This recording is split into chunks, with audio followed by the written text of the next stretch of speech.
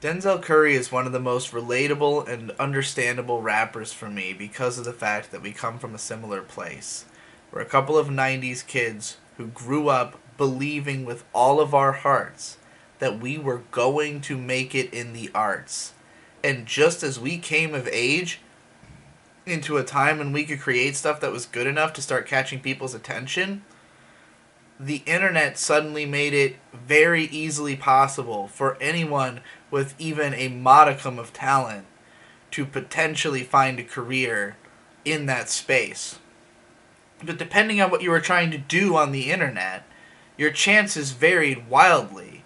Were you going to be able to find a trend that you could ride?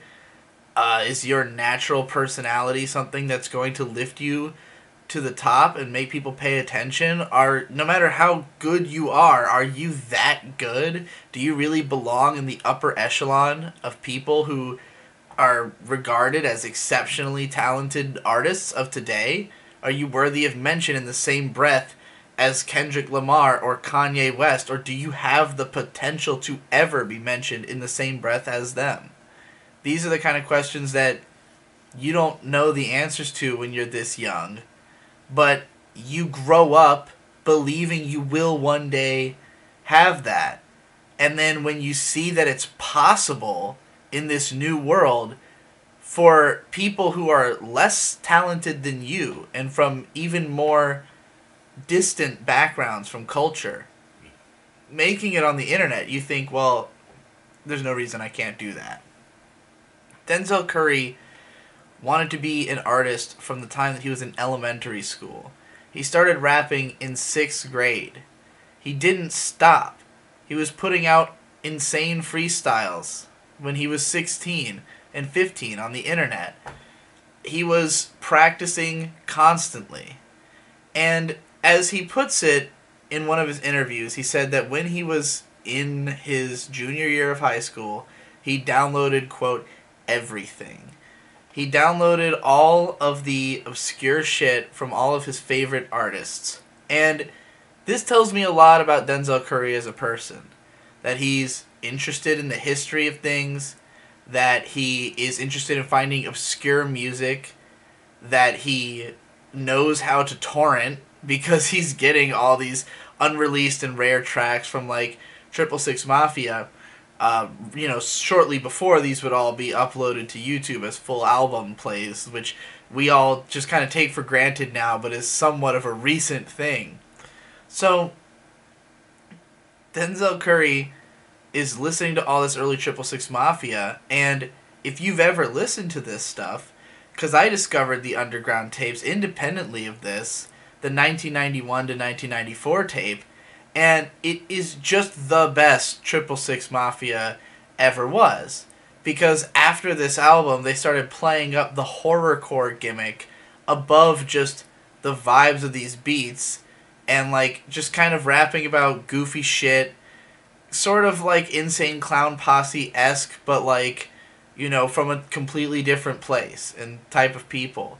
But like, they started playing up the horrorcore angle as the 90s wore on, and I thought their music got weaker because of it. And then they started to break through to the mainstream, so they started making more and more commercial efforts and just totally bleeding away the identity of what they were doing back in the early 90s before they really got big. And so when you go back and hear that stuff and you get influenced by that particular vibe, you're like, man, there's nothing else quite like this album. What if we made a whole genre out of it? And that's basically what happened, weirdly, in Carroll City in Florida. And it's because it was sort of a manufactured movement by a small circle of people who really bought into that aesthetic of like old fucking shit from 666 mixed with video games from the 90s. And that was perpetuated by a guy named Space Ghost Perp. He started up a group called Raider Clan in 2008, and this guy's plan, he's my age, he very clearly was trying to become the next Odd Future. because Odd Future had been blowing up really big at the time, and they were just this group of young people who blew up via internet viral success and highly attractive music videos, and then just got this gigantic marketing push, made a closed brand of insanely overpriced shit, and made shit tons of money off of their white internet dwelling fan base. And Tyler the Creator, who is legitimately a genius, who is at the core of this, is now, you know, a set artist who everybody loves. And he could just, like, make YouTube videos and get, like, sponsored to do that, basically, at this point. And Earl Sweatshirt, who was, like, seen as the most, like, traditional, talented rapper of the group who everybody loves because he sounded like Doom, you know, he has become, like, this pseudo-reclusive, kind of wants to be an artist, kind of doesn't, but, like, his stuff is so good that people are just going to wait with bated breath for his next album. No one else in Odd Future matters anymore. But the reason that they took off in the first place is that they were a group of people who all knew each other and did things together. It was Tyler the Creator and his friends, who he just happened to find some talented people he could work with. But when you look at a group like the Raider Clan, it's kind of like a half-assed attempt to manufacture that. And I'm not saying it's completely half-assed, because Space Ghost Perp is legitimately a rapper and producer who was making his own projects and making a lot of these beats that he was giving to these other people in the Raider Clan. But the point of it was to push the idea that there was this cult of artists who were all creating this aesthetic and trying to, like, create some kind of movement. And they were going in a very different direction from the way that Odd Future did. They were going at it from, like, a more mimetic, like, almost mucore angle of, like, finding old shit and repurposing it and, like, digging through fucking real underground tapes, you know? And, like, each of these guys will cite, like, a list of influences of people who they look up to as rappers, but when you listen to the music, it's like, this is this 666 Mafia aesthetic that this group was founded on, because they had a bunch of people making beats that all kind of sounded like that, including Space Ghost Perp, and they had a bunch of rappers jumping on those beats, and somehow Space Ghost Perp gets involved with Lil Ugly Mane. I would assume Lil Ugly Mane just kind of saw this happening. He's somebody who he's older than most of the people involved in this. He's from Virginia. As far as I know, he was in Virginia at the time. I think he might have lived in Miami at some point, but he was a rapper who had been, like, a part of, like, a real underground music scene on the internet for a long time. He has tons of weird, like, releases under different names that he's put out over, like, the span of a fucking decade. You know, he's been around. He has tons of unreleased material. He's just a guy who, like, you know, hobbyist produces stuff in all kinds of different genres. When you listen to, like, the 3-sided tape, it's like, this dude was never in pursuit of any one particular sound. He just likes music a whole lot and makes a whole lot of music, and at some point got involved at a cross-section of this weird thing that was happening with this Raider Clan, because he also probably really likes those underground tapes and was like, I want to work on this project. This seems like my kind of thing. So Lil Ugly Mane makes, like, most of the album covers for the Raider Clan. He makes the album cover for, like, their biggest release, which is Blackland Radio 66.6, made by Space Ghost Perp. And, you know, the shockwave of that album coming out and, like, the development of, like, an attempt at notoriety by Space Ghost Perp, like, it caused the first pop for everybody involved in the Raider Clan, because Space Ghost Perp had developed a social media presence, and if he just reposted something, it could get some traction. And you have to understand that on the internet, no matter what scale you can perform this action on, it is valuable to somebody. Because when you are a small-time artist, getting a few hundred clicks is a big fucking deal to you. Because normal people don't get clicks. Normal people don't get anything. They're just hitting, they just like read what their friends post or what their families post. When you are getting listened to by people you don't know, when you're getting views outside of your friends and family, it means something. And so even if Space Ghost Perp was only like a little bit famous on SoundCloud, even if his page only really had a few tens of thousands of listeners maybe, which is not that much in the grand scheme of things, if he reblogs your shit, some people are going to look at it.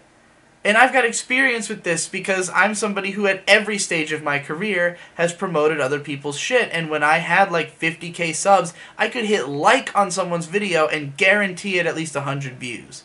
Because back then, your likes showed up in other people's recommended if they were subscribed to you.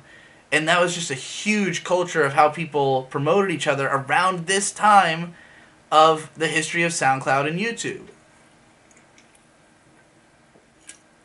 So, Denzel Curry, who just happens to live in the same place as where the epicenter of this is happening, but doesn't even know that this is going on, he gets put onto it by his friend Mike DC. Mike DC is this, like, weird, hilarious, sleazy white guy rapper dude who puts out tons of albums with like the most ridiculous cover art of anybody involved in any of this, and his flows, he sounds like he's doing some kind of ironic parody. And Mike DC found out about this going on. He seems to be a pretty well connected guy because he gets a lot of people involved in a lot of other people according to Denzel's interviews, and he just kind of knows who Denzel Curry is, introduces him to this group, and encourages him to, create an album in this style. So he does. He creates his first mixtape. He's like 16, like young 16. And he creates King Remembered, the unreleased tapes of 1991 to 1995. Literally, or 94, maybe it was 95. Literally the same title as the fucking 666 Mafia album, the Underground Tapes, the original one. If you listen to Lil Ugly Mane's Mr. Thug Isolation, it sounds like that album. It's all about that one album and its unique mystique and its unique tone. And it's funny because a lot of what came out of this movement is probably better music overall, more engaging listens than the Underground Tapes, because as great as they are, like, they are just a collection of songs. There's no cohesion as an album in the way that these people who are approaching it, today are and mimicking the style are doing. So Denzel Curry, his first mixtape has songs that are just like straight up remixes of songs from that album. It's a clear send up, but it's pretty good. And his way of collecting the different songs, the different beats that like people are throwing around all over the place in this group, and like creating a somewhat meaningful project out of it with like proper introductions in the start of the album and like a tonal flow to it, and like putting his best raps first and then having you go into like the zanier kind of more experimental stuff as the album goes on. Like, he's using very traditional structures to create like an entry into this thing, and they're pretty good tapes that are fun to go back to, even if you can tell that it was made by like a 16-year-old, but you think, well, the 16-year-old has a lot of talent, And so the Raider Clan, they had retweeted him, he was getting involved in this group. But as time goes on, the Raider Clan becomes somewhat controversial because Space Ghost Perp, who's just trying to get it in with the bigger players, he gets invited to come up and like live and work with the ASAP mob, who are huge at this time. And so like at this point in history, everybody on the internet is like trying to form cliques with each other because they all want in on like that Odd Future success, but everybody, or the ASAP success, and everybody wants to have their own ASAP mob or their own Odd Future. And when the ASAP mob, accepts him, he gets involved, but this ends up creating drama. And over time, there becomes more and more drama between Raider Clan and the ASAP mob that eventually is going to come to a head. So 2013 rolls around, and the Raider clan is basically already done. Like, Space Ghost Perp, his popularity has come and gone. The relationships with ASAP mob haven't really gone anywhere. And some of these artists in Raider clan are really talented, but a lot of them are also just kind of underground people who were never really expecting to blow up super big off of this and are just going to keep working because they just care about rapping. And when you have guys like Lil Ugly Mane, who has just kind of done his own thing on the internet forever, like, he has Mr. Thug Isolation, probably one of the most popular albums to come out of this whole movement. And he's not even technically a part of the Raider clan, but he's doing that aesthetic. He's doing it the best. He clearly has the richest production knowledge. It's an incredible album. And, like, it's kind of a big deal in a way that nothing else in the Raider clan was. But who among the Raider clan actually appears on this album? Denzel Curry. Because Denzel Curry was hyper legit, and Lil Ugly Mane was hyper legit, and they saw that in each other.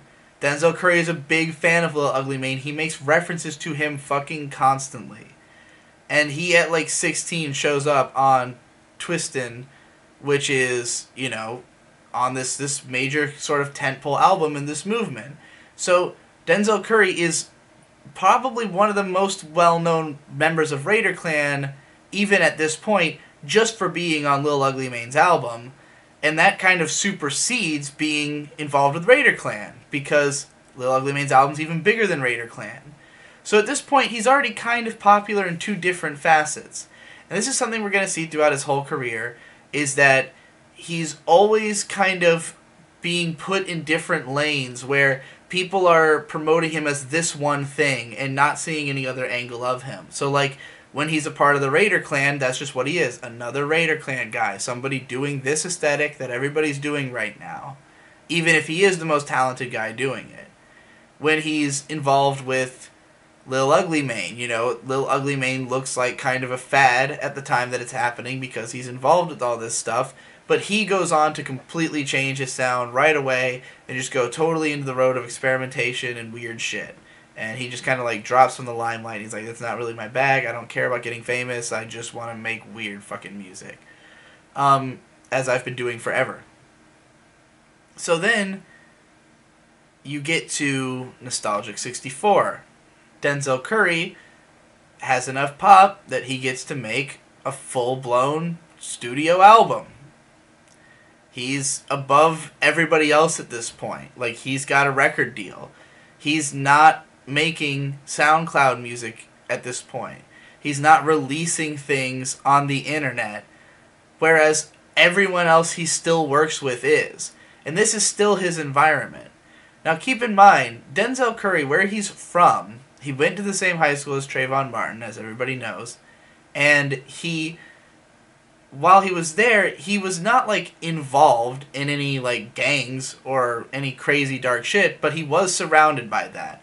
Similarly to Kendrick Lamar, who rapped about this all over Good Kid, Mad City. And there's obviously some correlation that people have picked up on between, these artists, that he's another person who, he himself is kind of a nerd.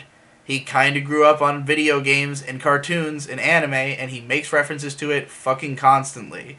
He was trying to rap from a very young age, was really talented, was making YouTube videos, got the chance to work with this group and prove all this talent and swagger that he's developed from being confident in his skills. And then, like, just gone straight up to the fucking top because he's just that good. And he puts together Nostalgic 64, and it's a really good album. And this is where I feel we get to start and fucking actually break down one of his releases.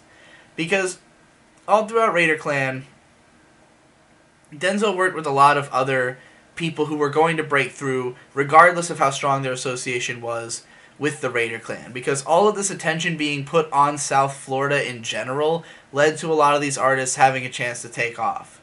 So while not everybody in Raider clan ended up being a big deal, some of the people related, like Young Simi, who was like putting out just shitloads of albums at the time, he becomes associated, and he was like kind of becomes famous in his own right just for putting out so much music and for like having a reputation in the place where he's from.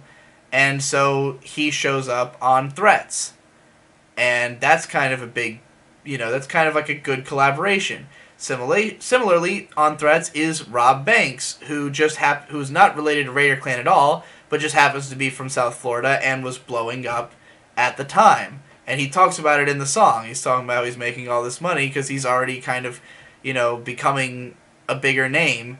And him being tied to Threats was a big pop for Denzel Curry, because he still is less famous than that guy. But this is all like, just one rung up from each other on like the socioeconomic ladder of the arts, which is a lot. As somebody who participates in the internet, the stratification is so vast between like if you make 10,000 subscribers or you make 100,000 subscribers, like that is a huge amount of monetary difference, even if both of them seem like chump change when you're comparing it to like a pop star, But like it's a huge amount of variance that you can go through, and in this social ladder, you've got Rob Banks sort of at the top at this moment, and Denzel Curry right beneath that.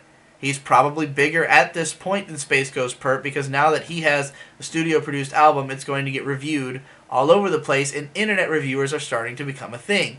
Anthony Fantano is getting his first big pop and subs here in 2013. Like, he has a decent amount, but he's like growing rapidly because everybody is, because that's what's happening on YouTube. The algorithm change has made it so all these reviewers and shit are like blowing up on this platform. So right as Anthony Fantano's starting to be like, if he gives something even a 6, people are going to listen to it. Nostalgic 64 comes out, he listens to it, he gives it a 6, people go and listen to it. And in addition, like, publications are looking at it. Pitchfork looks at it, and one of the guys there gives Threats the #1 song of the year. So the critics loved this album, or at least paid enough attention to it that people picked up on it, but it was mostly just Threats that got big, and it mostly got big on the internet among people who, were hearing about it from publications that were saying it was actually good stuff. But, like, this is not a mainstream breakthrough. So, what's actually on the album is far more interesting than merely Threats, because it is a great album, and I think it might have even been underrated at its time, because I do think that some of the later tracks just aren't as good as the earlier ones. But you open with Zone 3, which paints this sort of cinematic, sweeping helicopter shot portrait of what the difficulties of living in the place where Denzel Curry lives are. Now, what's important to realize about Denzel Curry's music is that he is a storyteller. First and foremost, he considers himself a great storyteller. And he's not necessarily only about telling his own story. That's more of a recent development.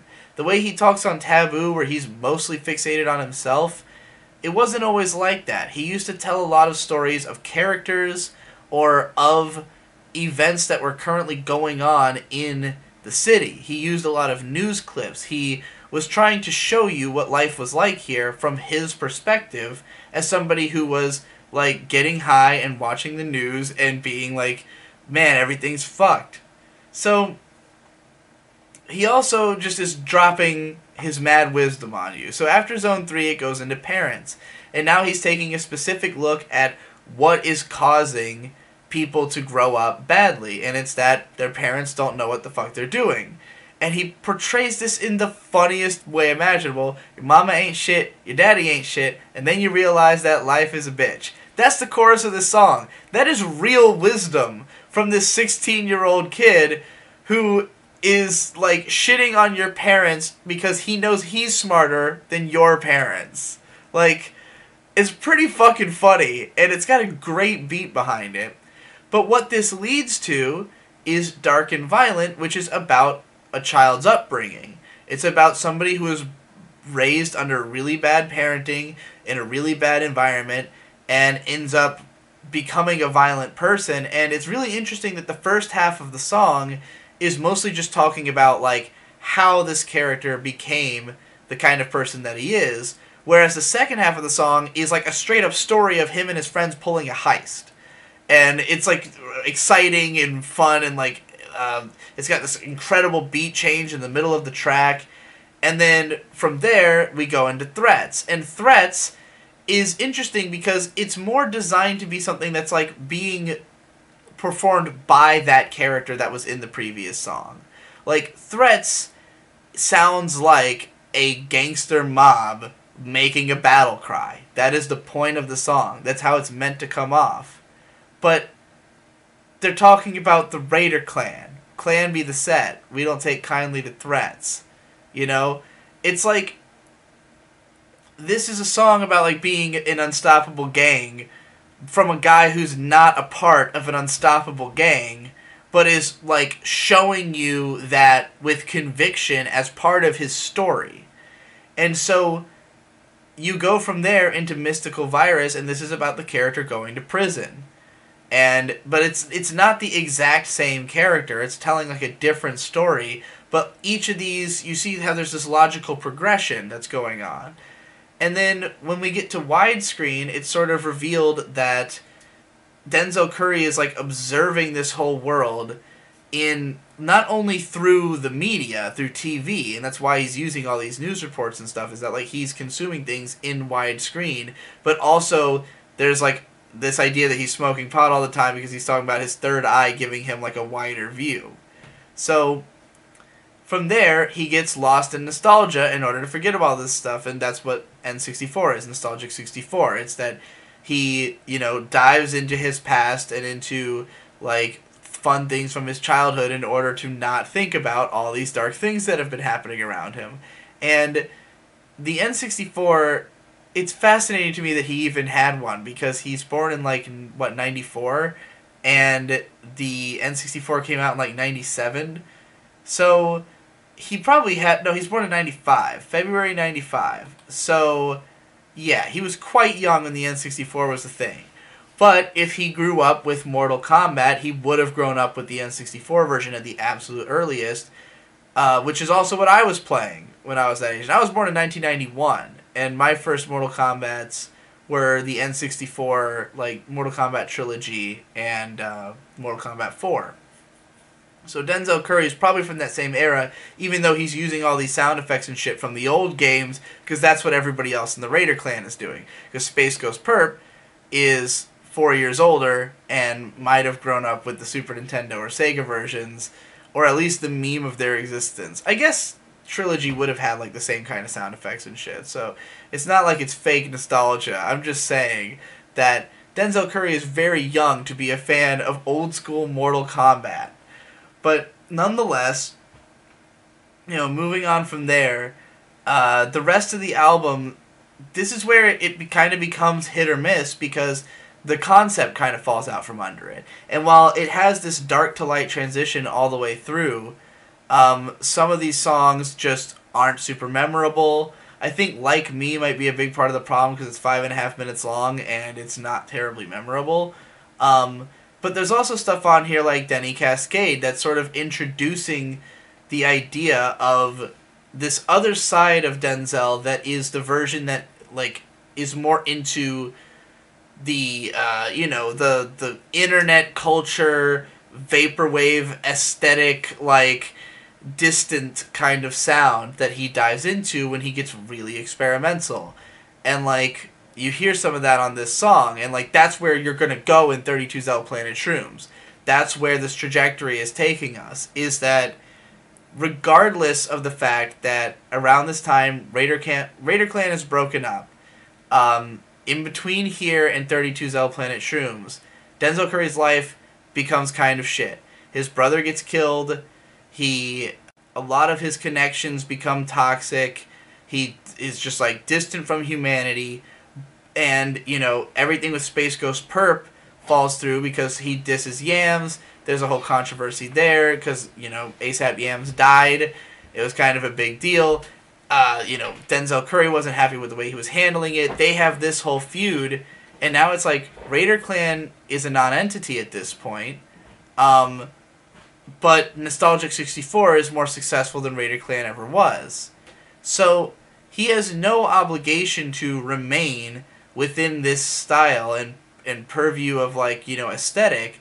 So he has room to just drift and incorporate those styles because obviously he's still a big fan of them and he still has a lot of feelings for this thing that, like, you know, propped him up in the first place, gave him an opportunity and everything. But, like, ultimately, he's taking it in a whole different direction. He's taking it farther than it had ever gone. He's mixing in all these different styles. He's trying to make something wholly unique out of this melting pot of what came before. And, you know, I already talked about that at length in the first part of this. So, in the last part, I'll talk about what's happened with Denzel Curry's career since then. We now know what he was doing from when he was 16 up to his early 20s when, you know, he went off the dark end. And then we talked about that era and, like, what was really going on. So now we've got to continue from there and talk about the era of his legitimate popularity, of him climbing the next rung, maybe the next 2 rungs on that social ladder I was talking about, and finally making to the point where he's, like, you know, in a little bit more of the mainstream purview of music fans.